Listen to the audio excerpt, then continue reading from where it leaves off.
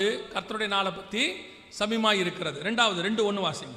சீயோனிலே எக்காலம் ஊதுங்கள், என் பரிசுத்த பர்வதத்திலே எச்சரிப்பின் சத்தமிடுங்கள், தேசத்தின் குடிகள் எல்லாம் தத்தளிக்க கடவர்கள், ஏனெனில் கர்த்தருடைய நாள் வருகிறது, அது சமீபமாய் இருக்கிறது. மூணாவது 2:11 வாசிங்க.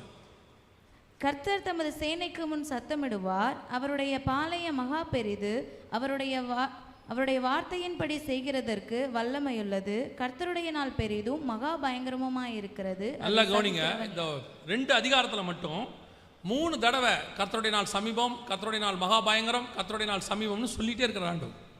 இந்த கர்த்தருடைய நாள்னா என்ன? கர்த்தருடைய நாள் என்பது ரகசிய வருகையா பகிரங்க வருகையா? அது நல்லா தெரிஞ்சுக்கொள்ளுங்க. கர்த்தருடைய நாள் என்பது ரகசிய வருகையா பகிரங்க வருகையா? வாசிங்க 2 பேதுருவின் புஸ்தகம் 3ஆம் அதிகாரம் 10வது வசனம் வாசிங்க. 2 பேதுரு 3:10. கர்த்தருடைய நாள் இரவிலே திருடன் வருகிற விதமாய் வரும். கர்த்தருடைய நாள் இரவிலே திருடன் வருகிற விதமாய் வரும். இது எந்த நாளை குறிக்குது? இரவிலே திருடன் வருகிற விதமாய் வரும் அப்படின்னு சொல்றது எதை பத்தி சொல்லப்பட்டிருக்கிறது? வாசிங்க வெளிப்படுத்தின விசேஷம் 16ஆம் அதிகாரம் 15-16 வாசிங்க. வெளிப்படுத்தல் 16, 15, 16 வாசிங்க. இதோ திருடனை போல் வருகிறேன், தன் மானம் காணப்படத்தக்கதாக நிர்வாணமாய் நடவாதபடிக்கு விழித்து கொண்டு தன் வஸ்திரங்களை காத்து கொள்ளுகிறவர் பாக்கியவான். அப்பொழுது எபிரேய பாஷையிலே அர்மகதான் என்னப்பட்ட இடத்திலே அவர்களை கூட்டி சேர்த்தான். அப்ப வசனம் தெளிவா சொல்லுது.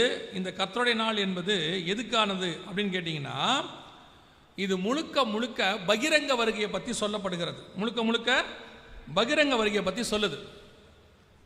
இது ரகசிய வருகையை பற்றி சொல்ற வார்த்தை இல்லை, இது பகிரங்க வருகையை பற்றி சொல்ற வார்த்தை. அப்போ யோவேல்ல 1:5 வரைக்கும் நம்ம கண்களுக்கு முன்பாக நடக்குது. எளிமை வருது, எல்லாம் நடக்குது. அந்த காலகட்டத்தில் கர்த்தருடைய வருகை நாள் சமீபம் சமீபம் சமீபம்னு சொல்றாங்க. அது வெளிப்படுத்தல் 16 படி பகிரங்க வருகையை பற்றி சொல்லுது. அப்போ இதுக்கு நடுவில் சபை எடுத்துக்கொள்ளப்படணும். அது நம்ம ரகசிய வருகைன்னு சொல்றோம், அந்த வார்த்தை கிடையாது. சபை எடுத்துக்கொள்ளப்படுதல் அது நடக்கணும். இதை பத்தி பைபிள்ல இருக்குதா, யோவேல்ல இருக்குதா, இல்லை வேற எங்கேயாவது இருக்குதா, இதுக்கு நடுவில் இருக்குதான்னா ஆச்சரியப்படுற விதமா கடைசி நாட்களை பத்தின சபை காலத்தை பத்தின ஆரம்பமும் முடிவும் யோவேலுக்கு வெளிப்படுத்தப்பட்டிருக்கிறது. உங்க எல்லாருக்கும் தெரியும், அப்போஸ்தலர் 2ஆம் அதிகாரத்தில் கடைசி நாட்களில் மாம்சமான யாவர் மேலும் என் ஆவியை ஊற்றுவேன் ஆண்டவர் சொல்றார்ல. 2ஆம் அதிகாரத்தில் யோவேல் 2ஆம் அதிகாரம் 28 வாசிங்க. மாம்சமான யாவர் மேலும் என் ஆவியை ஊற்றுவேன், அப்பொழுது உங்கள் குமாரரும் உங்கள் குமாரத்திகளும் தீர்க்கதரிசனம் சொல்லுவார்கள். இந்த வசனம் அப்போஸ்தலர் 2ஆம் அதிகாரத்தில் நிறைவேறினதாக பேதுரு சொல்றார். சோ இதுதான் கடைசி நாட்களுடைய ஆரம்பத்தை பற்றி சொல்லப்பட்டிருக்கிறது. அதே வேளையில் கர்த்தருடைய நாள் இரவிலே திருடன் வருகிற விதமாய் வரும், பகிரங்க வருகை, இதை பற்றியும் யோவேலுக்கு வெளிப்படுத்தப்படுது. ஆனால் சபை ஆரம்பிச்ச பரிசுத்தாவி ஊற்றப்பட்டதை பற்றி அப்போஸ்தலர் 2ஆம் அதிகாரத்தில் சொன்னாரு. சபை முடிவடைகிறத பற்றி இருக்குதா, எடுத்துக்கொள்ளப்படுறதை பற்றி அங்கே இருக்கா அப்படின்னு கேட்டிங்கன்னா வாசிங்க, முடிக்கலாம். 2ஆம் அதிகாரம் யோவேல் எழுதின தீர்க்கதரிசன புஸ்தகம் 2ஆம் அதிகாரம் 16வது வசனத்தை வாசிங்க. ஜனத்தை கூட்டுங்கள். ஜனத்தை நல்லா கவனிங்க, அந்த வசனத்தை அண்டர்லைன் பண்ணிங்க. பழைய ஏற்பாட்டில் இருக்கு, யோவேல் புஸ்தகத்தில் இருக்கு.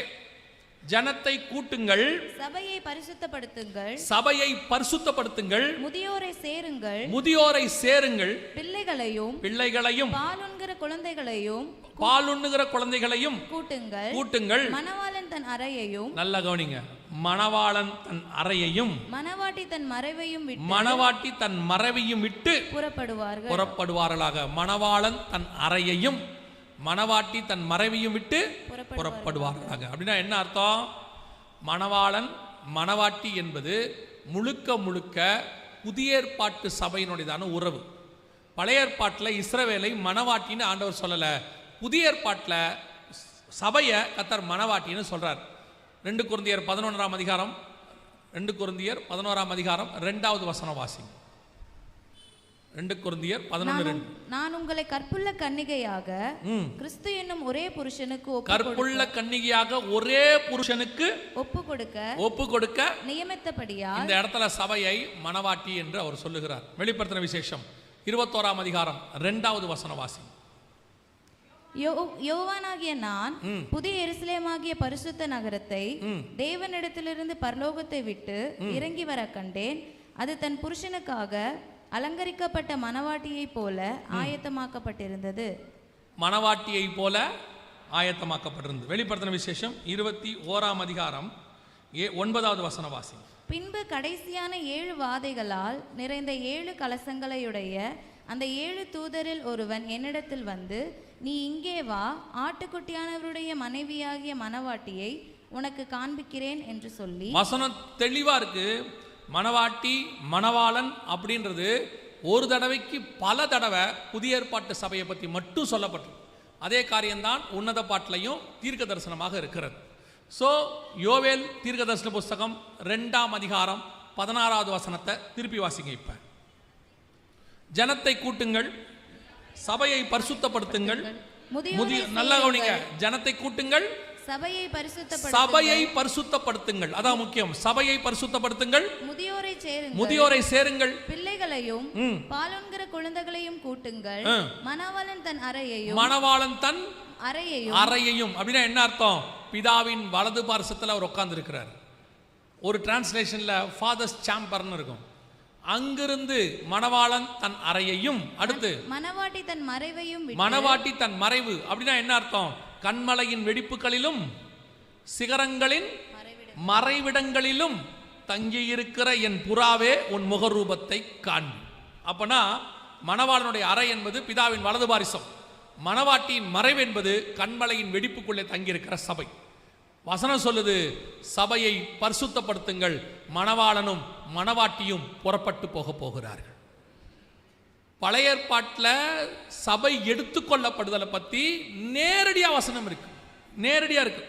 இதுக்கு அப்புறம்தான் கர்த்தருடைய நாளே வருது. வாசிங்க யோவேல் தீர்க்க தரிசன புஸ்தகம் 2ஆம் அதிகாரம் 31வது வசனம். கர்த்தருடைய பெரிதும் பயங்கரமுமான நாள் வரும் முன்னே சூரியன் இருளாகவும் சந்திரன் ரத்தமாகவும் மாறும். 3ஆம் அதிகாரம் 14வது வசனம்.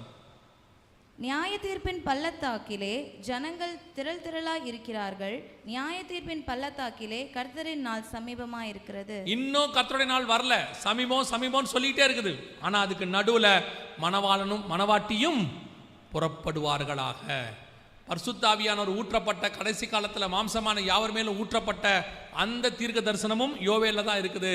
சபை புறப்பட்டு பரலோகத்துக்கு போகிற தீர்க்க தரிசனமும் யோவேல்ல தான் இருக்குது. இந்த 2 காரியமும் வெளிப்பாடு யோவேலுக்கு தான் கொடுக்கப்பட்டது. கர்த்தருடைய தீர்க்க தரிசனமான வார்த்தைகள் மிக துல்லியமாய் நம் கண்களுக்கு முன்பாக நடக்குது. இப்போ யோவேல் 1:5-6 காலத்தில் நம்ம இருக்கிறோம். வெகு சீக்கிரத்தில் 2:16 நடக்க போகுது. அதுக்குத்தான் அந்த 16வது வசனம் சொல்லுது, ஜனத்தை கூட்டுங்கள். இப்போ உங்க எல்லாரையும் அதுக்கு தான் கூட்டி இருக்குது. உங்களை இப்படி கூட்டினதுக்கு என்ன காரணம் நினைக்கிறீங்க? கவனிச்சு கொள்ளுங்க. இதே இடத்துல இந்த மீட்டிங் 10 வருஷம் கழிச்சு நடக்குது. 10 வருஷம் கழிச்சு நடக்குது. என்ன காரணம் நீங்க நினைக்கிறீங்க? இந்த 10 வருஷத்துல உங்களை கூட்டுவதற்கு தேவையான எல்லா இன்ஃப்ராஸ்ட்ரக்சரையும் அவரை வைத்து கர்த்தர் ரெடி பண்ணினார். அத்தனை பேரை வச்சு ரெடி பண்ணியிருக்கிறார். இப்போ இத்தனை பேருக்கும் இந்த சுவிசேஷத்தை சொல்லுவதற்கு ஆண்டவர் இவ்வளவு காரியங்களையும் இந்த 10 வருஷத்தில் வெளிப்படுத்தி கொடுத்தார். இப்போ ஜனத்தை கூட்டுவதற்கான இன்ஃப்ராஸ்ட்ரக்சர் ரெடியாக்கப்பட்டது, தீர்க்க தரிசனமும் வெளியரங்கமாக்கப்பட்டது. ஜனத்தை கூட்டுங்கள், சபையை பரிசுத்தப்படுத்துங்கள். நீங்கள் கூடி வந்தது சபை பரிசுத்தப்படுவதற்கு. ஏதோ 4 நாள் மீட்டிங் நடத்தினாங்க, ஏதோ ஒரு வருஷத்தில் அவங்க வைக்கிற கன்வென்ஷன் இது, ஒவ்வொரு வருஷமும் நடத்துவாங்க, அது வேற. இந்த வருஷம் உங்களை கூட்டினதுக்கு கர்த்தருக்கு ஒரு முகாந்தரம் இருக்கிறது. உங்களையும் என்னையும் மணவாளனும் மணவாட்டியுமான அந்த வருகையில சேர்ப்பதுக்கு தான் இது கூட்டப்பட்டிருக்கிறது. எதுக்கு இவ்வளவு பெரிய பிரயாசம்? எதுக்கு இவ்வளவு பேரை கூட்டி சேர்க்கணும்? அதுக்கான காரியங்களை ஆண்டவர் இவ்வளவு ரெடி பண்ணதுக்கு என்ன காரணம்? ஒரே ஒரு நோக்கம் தான் கர்த்தருக்கு உண்டு. தன்னுடைய மணவாட்டி சபையை கொண்டு போய் தன்னோடு கூட வைத்துக் கொள்ள கர்த்தர் விரும்புகிறார். அது வரைக்கும் சபை பரிசுத்த பண்ணப்படும். சபை பரிசுத்தப்படுவதற்கு தான் கூடி வருது. சபை வேற எதுக்காகவும் கூடி வரவே இல்லை. திருப்பியும் சொல்றேன், நான் எப்பவும் சொல்வேன், சபை ஹீலிங் சென்டர் இல்லை, சபை டெலிவரன்ஸ் சென்டர் இல்லை, சபை டிரான்ஸ்ஃபர்மேஷன் சென்டர், மறுரூபமாக்குற இடம். அந்த மறுரூபம் ஆகும்போது ஹீலிங் நடக்கும், மறுரூபம் ஆகும்போது டெலிவரன்ஸ் நடக்கும், மறுரூபம் ஆகும்போது பிளஸிங் வரும், மறுரூபம் ஆகும்போது எல்லாம் வரும். ஆனா உங்களுடைய என்னுடைய நோக்கம் எப்படியாவது மறுரூபமாகி அவரோடு கூட மேலே பறந்து போவது. இது ஒண்ணுதான் நம்முடைய திட்டம், இதான் நம்முடையதான எதிர்பார்ப்பு. இதுக்குத்தான் சபை, இதுக்குத்தான் உங்களை கூட்டி சேர்த்திருக்கிறார், வேற எதுக்காகவும் இல்லை. நான் சொல்லுவேன், வெறும் உலக பிரகாரமான ஆசீர்வாதத்துக்காகத்தான் நீங்கள் இயேசுவை ஏற்றுக்கொண்டால், இம்மைக்காக மட்டும் அவரை தேடுவோமானால் நாம் பரிதபிக்கப்பட்டவர்கள் என்று வேதம் சொல்லுது. வேர்ல்ட்லி பிளெஸிங்காக நீங்க சர்ச்சுக்கு வர வேண்டிய அவசியம் இல்லை. ஏன் சொல்றேன் தெரியுமா? நம்மை விட உலகத்தான் ஆசீர்வாதமா தான் இருக்கிறோம். அங்க உண்மையா நீங்க வேலை செஞ்சா அங்க ஆசீர்வதிக்கப்படுவீர்கள். ஆனால் பரலோகத்துக்கு போகிற வழி, பரிசுத்தம்னா என்ன, நித்திய ஜீவன்னா என்ன, இயேசுவோடு கூட போவதுனா என்ன என்பதை, நித்திய ஆசீர்வாதம்னா என்னங்கிறத உலகத்தால சொல்லவே முடியாது, சபையால மட்டும்தான் சொல்ல முடியும். அதுக்காகத்தான் நீங்க இங்க வரீங்க. அப்படி வருகிற உங்களுக்கு உலக ஆசீர்வாதத்தையும் ஆண்டவர் சேர்த்து கொடுக்கிறார். முதலாவது தேவனுடைய ராஜ்யத்தையும் நீதியையும், பின்பு இவை யாவும் உங்களுக்கு. நான் இப்பவும் சொல்றேன், நேற்று சொன்ன திருப்பியும் சொல்றேன், இந்த உலக ஆசீர்வாதம் கர்த்தருடைய பார்வையில் ஒரு பொருட்டே இல்லைங்க. அவர் நினைச்சாருன்னா ஒரு நாள் ராத்திரியில எக்கானமியை மாத்தி இஸ்ரவேலை ஆசீர்வச்ச மாதிரி உங்களை என்னையும் ஆசீர்வச்சிருவார். அவர் நினைச்சாருன்னா ஒரே நாள் ராத்திரியில 6 லட்சம் புருஷரை கொள்ளையிட பண்ணி புறப்பட பண்ணுவதற்கு வல்லமை உள்ள தேவனாக இருக்கிறார். அவர் நினைச்சாருன்னா ஒரே நாள் சாயங்காலத்தில் பார்த்தீங்கன்னா இந்த பக்கமும் அந்த பக்கமும் மைல் கணக்கில் காடையை விழ பண்ணுவதற்கு வல்லமை உள்ளவராக இருக்கிறார். அவர் நினைச்சாருன்னா கண்ணை மூடி கண்ணை திறக்கிறதுக்குள்ள 5000 புருஷர்களுக்கு அப்பம் கொடுப்பதற்கு, மீனை கொடுப்பதற்கு வல்லமை உள்ளவராக இருக்கிறார். அவர் நினைச்சாருன்னா 6 நாள்ல சர்வ உலகத்தையும் உண்டாக்கி நம்ம கையில கொடுப்பதற்கு வல்லமை உள்ளவராக இருக்கிறார். நீங்க ஒரு 1200 ஸ்கொயர் ஃபீட்டுக்காக தான் சர்ச்சுக்கு வரீங்கன்னா, ஒரு 2400 ஸ்கொயர் ஃபீட்டுக்காக தான் சர்ச்சுக்கு வரீங்கன்னா, ஒரு காருக்காக தான் சர்ச்சுக்கு வர்றீங்கன்னா, ஒரு பொண்ணு கல்யாணம் பண்றதுக்கு தான் சர்ச்சுக்கு வரீங்கன்னா, உன் பையனுக்கு வெளிநாட்டில் வேலைக்காக தான் சர்ச்சுக்கு வரீங்கன்னா, இம்மைக்காக மட்டும் அவரை தேடுகிறனா, நீங்க ஆண்டவரை ரொம்ப சீப்பாக்குறீங்க. உங்களுக்கு வீடு கொடுக்கறதுக்கு அவர் சிலுவை சுமக்கணுமா? உங்களுக்கு கார் கொடுக்க அவர் சிலுவை சுமக்கணுமா?